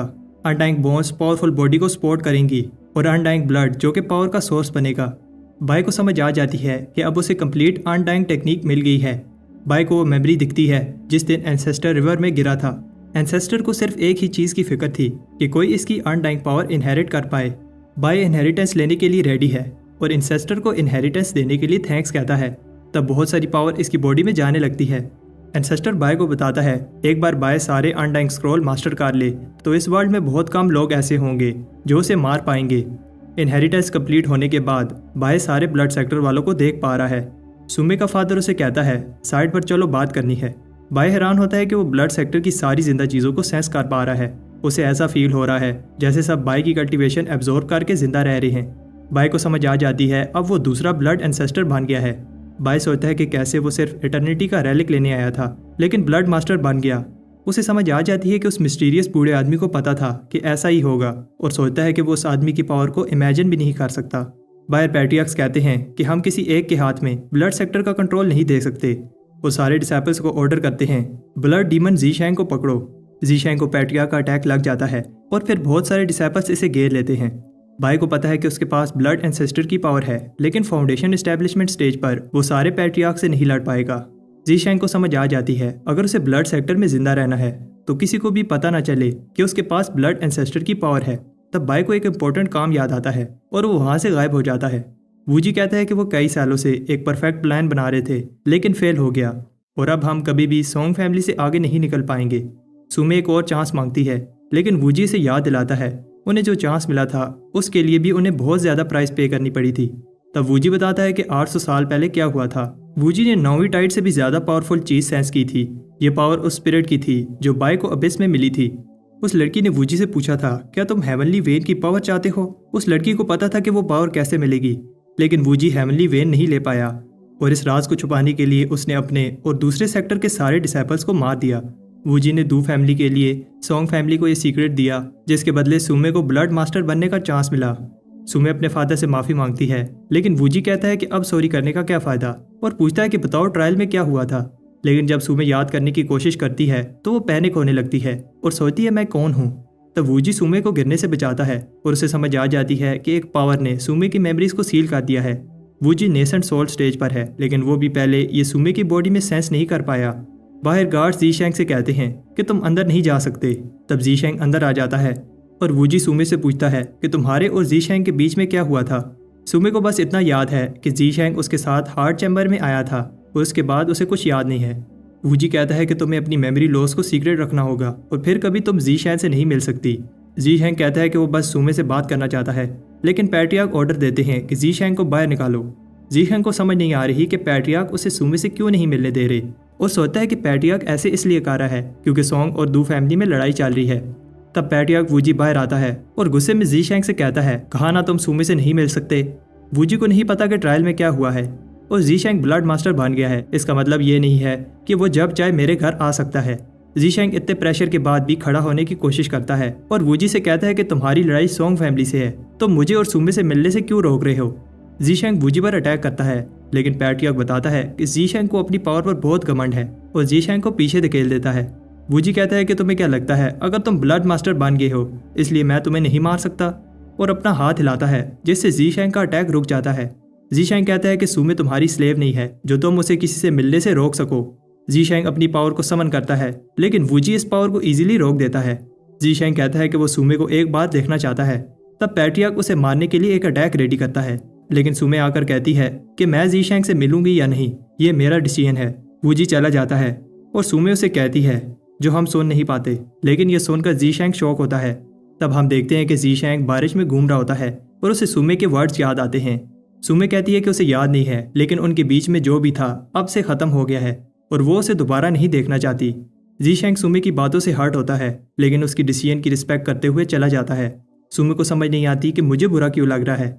बाद में जी शैंग बहुत ज़्यादा पीता है और सोचता है कि सुमे उसके साथ ऐसा क्यों कर रही है। जी शैंग को पता है कि वो कुछ छुपा रही है, लेकिन जी शैंग चाहता है कि वो उसे बताए ताकि दोनों मिलकर प्रॉब्लम को सॉल्व कर पाएं। जी शैंग और पीने वाला होता है, लेकिन जून उसे रोकती है और पूछती है क्या तुम इतना पीकर मरना चाहते हो।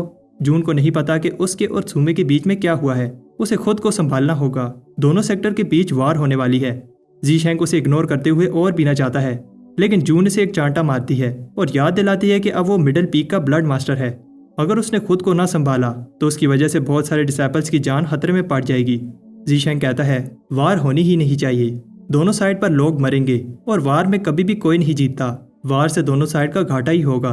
जून कहती है ये डिसीजन तुम नहीं ले सकते और अगर वो छुप कर रहना चाहता है तो ये उसकी चॉइस है, लेकिन फिर वो उन्हें मरते हुए देखने के लिए तैयार हो जाए जिनकी वो केयर करता है। अगर वो ऐसा नहीं चाहता तो उसे स्ट्रॉन्ग बनकर उन्हें प्रोटेक्ट करना होगा। जून बताती है कि पैट्रियार्क ने तुम्हें बुलाया है और 3 दिन का टाइम दिया है, अब चॉइस तुम्हारे हाथ में है, सोच समझ कर डिसाइड करना वरना बाद में पछताओगे। 3 दिन बाद हम देखते हैं कि जी शैंग अब ठीक लग रहा है। पैट्रियार्क सोंग बताता है कि जी शैंग ने ब्लड मास्टर बनकर क्राइम किया है, सिर्फ जून और सुमे ही ब्लड मास्टर के कैंडिडेट्स थे। जी शैंग बताता है कि कैसे उसे एंसेस्टर की अप्रूवल मिली, इसलिए उसे ये स्टेटस मिलना चाहिए। ये सुनकर पैट्रियार्क को गुस्सा आता है और जी शैंग से कहता है कि तुम्हें क्या लगता है कि तुम ब्लड मास्टर बनने के बाद जो चाहो कह सकते हो। पैट्रियार्क सोंग बताता है कि एक ब्लड मास्टर बनना बहुत बड़ी रिस्पॉन्सिबिलिटी है, मिडिल पीक की सारे डिसेबल्स की जान तुम्हारे हाथ में होगी। जी शैंग बताता है कि मैंने माना कि मेरी कल्टीवेशन कम है, लेकिन मैं मेहनत करूंगा और एक दिन सबसे आगे निकल कर दिखाऊंगा। पैट्रियार्क उस पर प्रेशर डालना बंद नहीं करता। जी शैंग बताता है कि वो इस पोजीशन पर आकर उन्हें प्रोटेक्ट करेगा जिनकी वो केयर करता है। जी शैंग कहता है कि अगर उसे ब्लड मास्टर का टाइटल ना मिला होता तो ठीक था, लेकिन अब उसे ये चांस मिला है तो वो इसे वेस्ट नहीं करना चाहता। थोड़ा सोचने के बाद पैट्रियार्क जी शैंग की स्पीच सुनकर खुश होता है। जून जी शैंग को देखने जाती है। पैट्रियार्क जी शैंग को हील करते हुए बताता है कि मिडिल पीक का ब्लड मास्टर बनने का मतलब है कि वो वार में एक इम्पोर्टेंट रोल प्ले करेगा। पैट्रियार्क उसे समझाना चाहता है कि उसे इस बात से प्रॉब्लम नहीं है कि जी शैंग ब्लड मास्टर बन रहा है, लेकिन ये बहुत बड़ी रिस्पॉन्सिबिलिटी है। जी शैंग को देखकर पैट्रियार्क को अपनी जवानी के दिन याद आ जाते हैं और वो जी शैंग को अडॉप्ट करना चाहता है। जी शैंग को पता है कि इससे इसे बहुत फायदा होगा। जून कहती है कि जवाब दो और जी शैंग ऑफर एक्सेप्ट कर लेता है। जी शैंग कहता है कि मेरी कल्टीवेशन कम है, लेकिन मैं मिडिल पीक की सॉर्ड बनकर इसे हमेशा एनिमी से प्रोटेक्ट करूंगा। इस बात से पैट्रियार्क खुश होता है और जी शैंग की प्रोटेक्शन के लिए इसे ब्लड लैंप देता है। ये आर्टिफैक्ट कोर फॉर्मेशन का अटैक रोक पाएगा। पैट्रियार्क बताता है कि 3 दिन में ब्लड मास्टर की सेरेमनी पर यह सब कुछ अनाउंस किया जाएगा। अगर वीडियो अच्छी लगी तो लाइक दबा दो।